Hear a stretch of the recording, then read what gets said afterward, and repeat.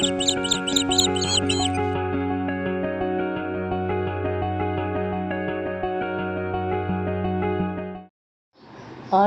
இனிய நாமத்தில் உங்களை சந்திப்பதில் மிக்க மகிழ்ச்சி அடைகின்றேன். நாம் இன்று தியானிக்க எடுத்திருக்கும் தலைப்பு, நீங்கள் இக்கட்டில் இருப்பதை இறைவன் அறிவார். தியான வசனம், திருப்பாடல் அதிகாரம் 18 வசனம் 16. உயரத்தினின்று அவர் என்னை எட்டி பிடித்து கொண்டார், வெள்ள பெருக்கினின்று என்னை காப்பாற்றினார். இந்த திருப்பாடலின் மூலமாக கடவுள் நமக்கு உணர்த்துவதை சிந்திப்போமா?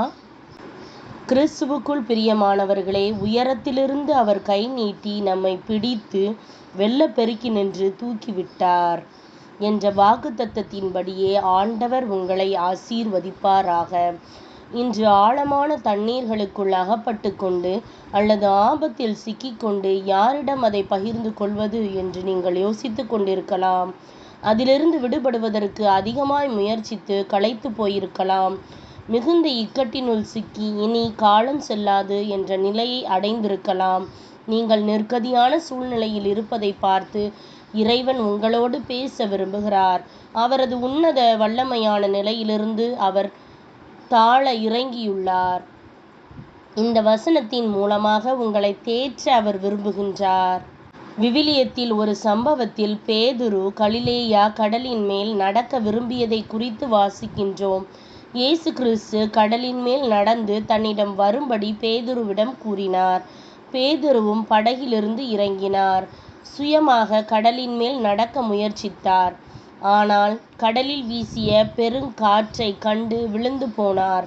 காற்று வீசியதால் அவர் கடலில் மூழ்கத் தொடங்கி தனக்கு உதவி செய்யும்படி ஆண்டவரை நோக்கி கூப்பிட்டார். ஆண்டவர் உயரத்திலிருந்து கை நீட்டி அவரை பிடித்து தூக்கிவிட்டார். பேதுரு ஆபத்திலிருந்து மீண்டு இயேசுவிடம் நடந்தார். இவ்வாறே நீங்களும் இறைவனோடு உன்னதத்தில் நடவுங்கள். உங்களை அவரே வழிநடத்தட்டும். என்னுடைய பலத்தினால் நீ பூமியின் எல்லை எங்கும் செல்ல முடியும் என்று இயேசு கூறுகின்றார். உங்களுக்கென அவர் செவ்வையான பாதையை ஏற்படுத்துவார். நீங்கள் இக்கட்டில் இருப்பதை இறைவன் கண்ணோக்கி ஆழமான தண்ணீரிலிருந்து உங்களை தூக்கிவிட எண்ணுகிறார். நீங்கள் செல்லும் இடமெல்லாம் அவர் செவ்வையான பாதையை ஏற்படுத்தி அதன் வழியாய் உங்களை வழி நடத்துவார். இன்றைக்கு இறைவன் உங்களுக்கு மகிமையான காரியத்தை செய்கின்றார்.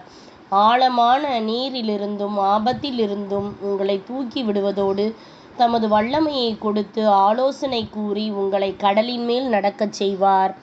உலகமே வியக்கத்தக்க மகிமையான காரியம் நடைபெற இருக்கின்றது. உங்கள் வாழ்க்கையில் நேரிட்ட இந்த ஆபத்தினை இறைவன் மகத்தான அற்புதமாக மாற்றுவார். சிந்திப்போம், வாழ்வாக்குவோம். நாம் ஜெபிக்கலாமா? அன்பின் பரம தகப்பனே, என்னை உம்முடைய பரிசுத்த ஆவியினால் நிறைத்து வாழ்க்கையை நடத்த உதவியதற்காக உம்மை சோசரிக்கின்றேன். ஆண்டவரே, சாபங்கள் எல்லாவற்றையும் நீர் ஆசீர்வாதமாக மாற்றுகிறதற்காக உமக்கு நன்றி. நீர் எல்லா தடைகளையும் அகற்றி நான் ஜெயமாக நடக்க உதவுவீர். என் வாழ்க்கையில் நீர் மகிமையாய் கிரியை செய்வதற்காக உம்மை சோஸ்தரிக்கின்றேன். ஆபத்தான சூழல்களில் தலையை உயர்த்தி உமக்கு சாட்சியாக நடக்க எனக்கு உதவும். மக்கள் உமது நாமத்தை புகழ்ந்து இவரே இறைவன் என்று சொல்வார்களாக. தகப்பனே, நீர் இவற்றை செய்கிறதற்காக உம்மை சோஸ்தரிக்கின்றேன். நீர் என்னை மகிமைப்படுத்துவதற்காக உமக்கு நன்றி. நான் ஆபத்தை கடந்து செல்லும் நேரத்தை உம்மை மகிமைப்படுத்துவதற்கான சந்தர்ப்பமாக நீர் மாற்றினீர். எஜமானே, உமக்கு சோஸ்திரம். இயேசுவின் நாமத்தில் ஜெபிக்கின்றேன் நல்ல பிதாவே, ஆமேன். இந்த நாள் விடுதலையின் நாளாக அமைவதாக. Praise the Lord.